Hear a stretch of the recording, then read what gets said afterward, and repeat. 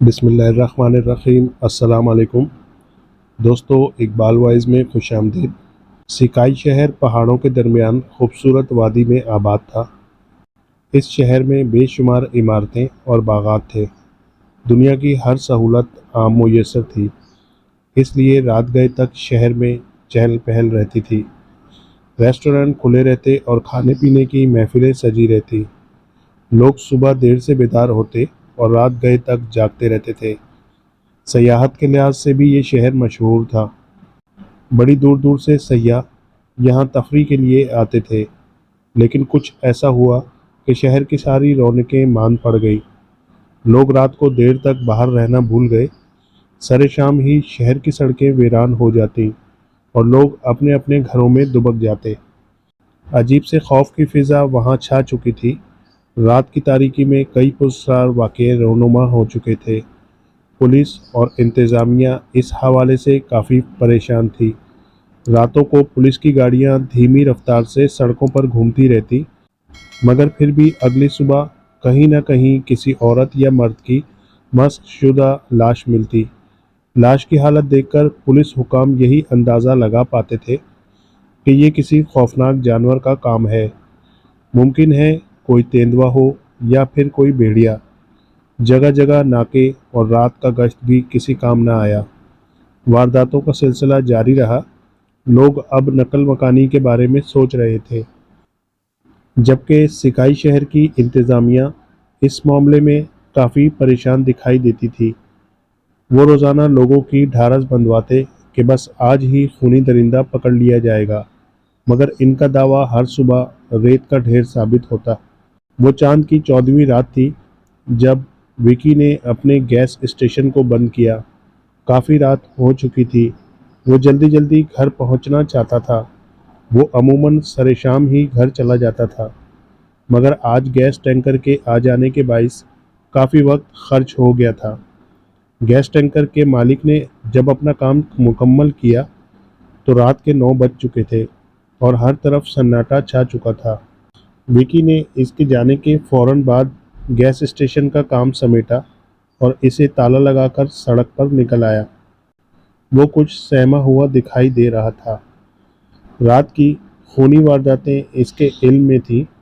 वो 16 साल का नौजवान था, मगर डर और खौफ इसकी बहादुरी पर गालिब था। वो सड़क के किनारे चल रहा था। दूर कहीं पुलिस कार के सायरन की आवाज़ भी सुनाई दे रही थी। इसने अपनी जेब को थपथपाया। शनाख्ती कार्ड को जेब में पाकर इसे तसल्ली हुई। अगर शनाख्ती कार्ड गैस स्टेशन में रह जाता और पुलिस इसे सड़क पर देख लेती तो यकीनन इसे काफ़ी परेशानी उठानी पड़ती। अचानक इसकी निगाह एक शख्स पर पड़ी जो स्पोर्ट्स कैप पहने हुए था और इसने हाफ टी शर्ट पहन रखी थी। वो तेज़ तेज़ कदमों से इसके करीब से गुजरा। विकी को अंदाज़ा लगाने में देर नहीं लगी कि वो भी इसकी तरह सहमा हुआ था और जल्दी जल्दी अपने घर की जानिब पहुंच जाना चाहता था। आसमान पर गहरे बादल छाए हुए थे। इसी लम्हे बादलों के बीच में से चांद ने अपना सर निकाला तो सड़क पर चांदनी फैल गई। अचानक वो शख्स ज़मीन पर गिर गया। ये देखकर विकी ठिठक कर रुक गया।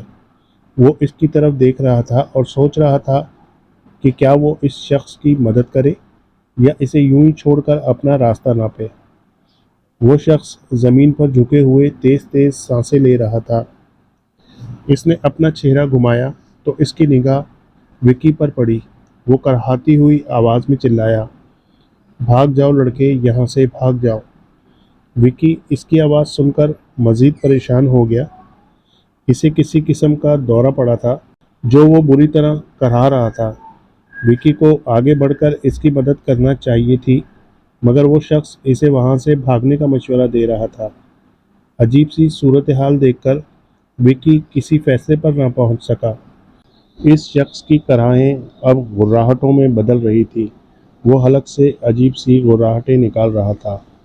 विकी को एहसास हुआ कि मामला वैसा नहीं जैसा वो समझ रहा है।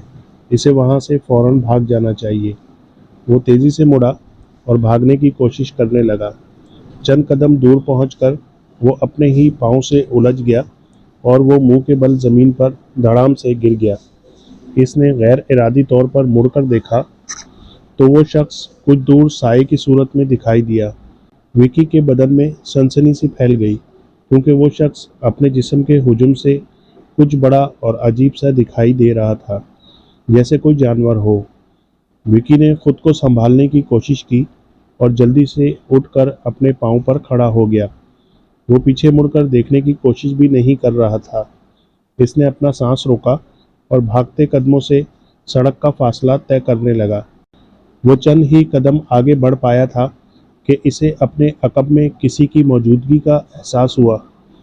इसके कदम लड़खड़ाने लगे और खौफ ने इसके पूरे वजूद को अपनी गिरफ्त में जकड़ लिया। वो जो कोई भी था काफ़ी फुर्तीला साबित हुआ। वो विक्की को अबूर करके इसके सामने आकर खड़ा हो गया। विक्की की निगाह जब इस पर पड़ी तो इसके मुंह से गहरी चीख निकली। वो 7 फीट ऊंचा अजीब सा इंसान था जिसका तमाम जिस्म नीले रंग का था और बदन पर कोई कपड़ा ना था।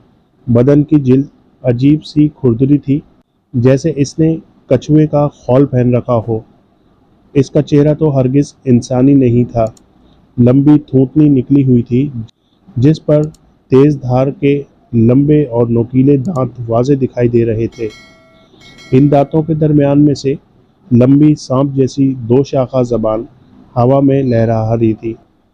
इसकी कमर पर 4-4 इंच लंबे कांटे दिखाई दे रहे थे। विक्की तो इस अजीबोगरीब दरिंदे को देखकर सुन्न हो चुका था। वो ना तो भाग पा रहा था और ना ही कोई और हरकत कर पा रहा था।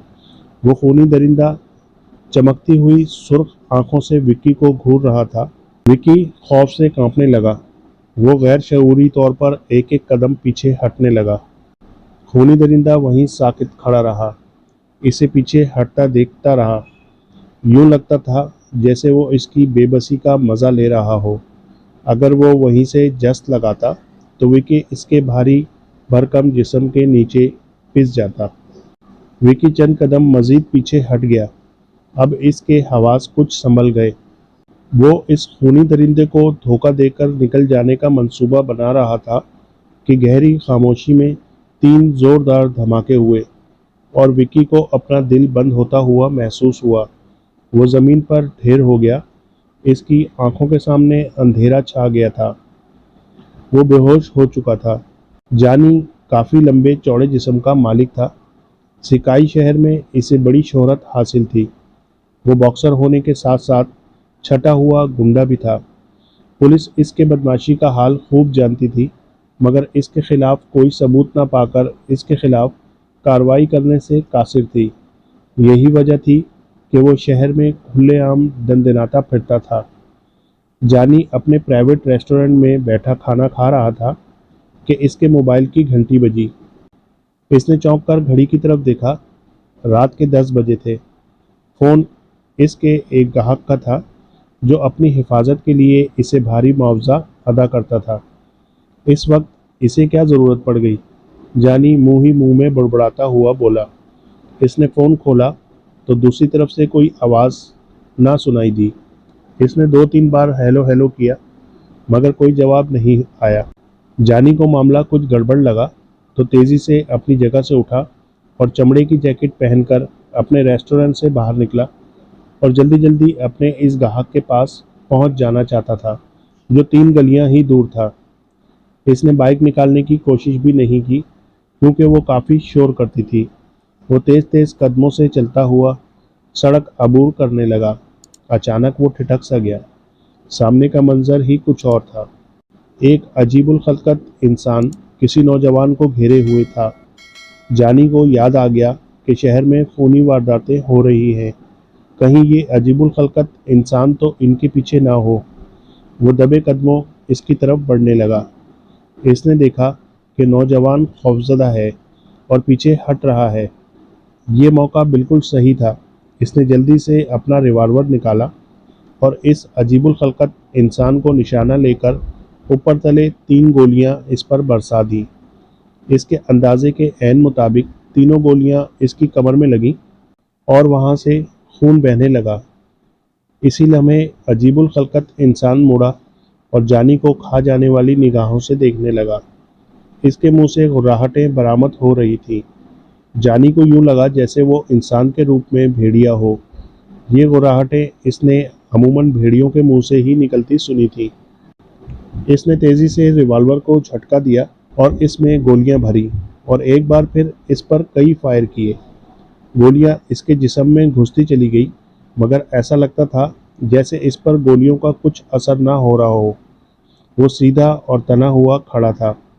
इसने हवा में कलाबाजी खाई और अगले ही लम्हे वो जानी के सर पर पहुंच गया। जानी ने सड़क की तरफ देखा तो इसे वहां नौजवान विकी बेहोश पड़ा दिखाई दिया। जानी अब पूरी तरह चौकन्ना और तैयार था। वो इस अजीबुल खलकत इंसान का मुकाबला करने के लिए चाको चौबंद दिखाई दे रहा था।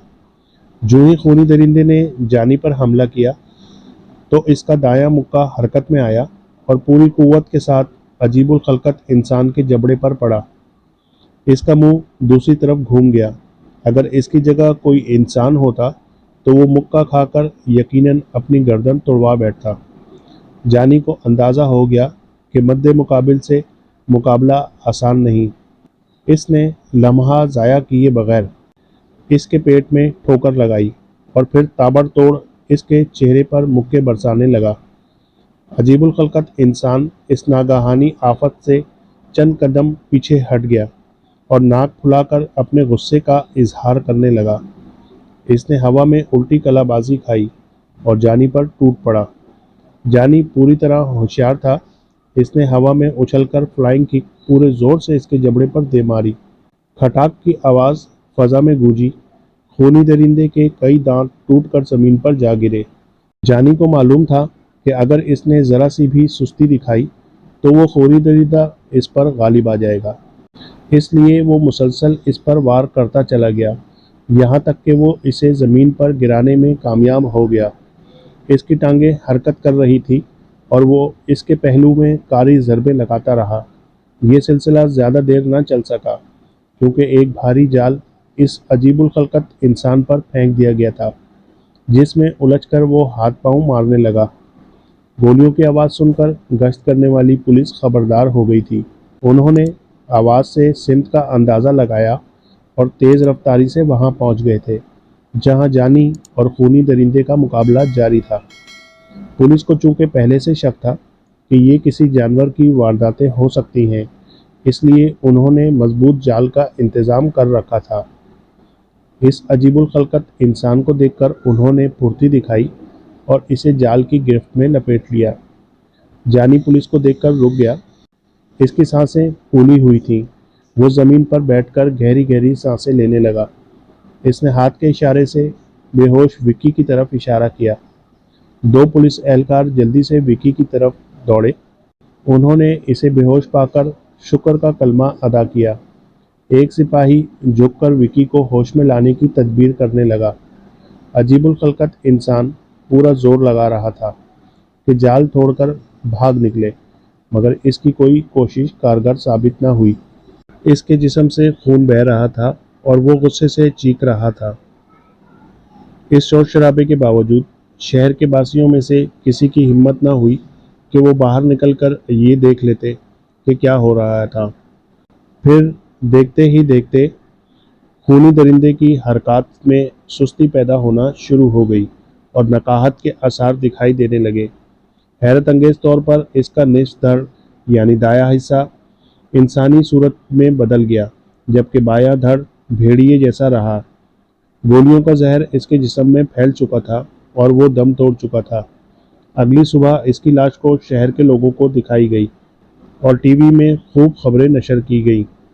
भेड़ियाई इंसान की हलाकत से शहर का खोया हुआ वकार वापस आ सकता था। जानी को इसकी बहादुरी पर भारी इनाम भी दिया गया। तो दोस्तों, कहानी कैसी लगी? कहानी पसंद आई हो तो प्लीज़ लाइक कीजिएगा, दोस्तों के साथ शेयर भी कीजिएगा और चैनल पर नए हैं तो प्लीज़ सब्सक्राइब कर लें और बेल आइकन के बटन को भी दबा लें ताकि हर नई आने वाली कहानी का नोटिफिकेशन आपको मिल सके। तो दोस्तों, मिलते हैं इसी तरह की एक नई कहानी के साथ। अल्लाह हाफिज़।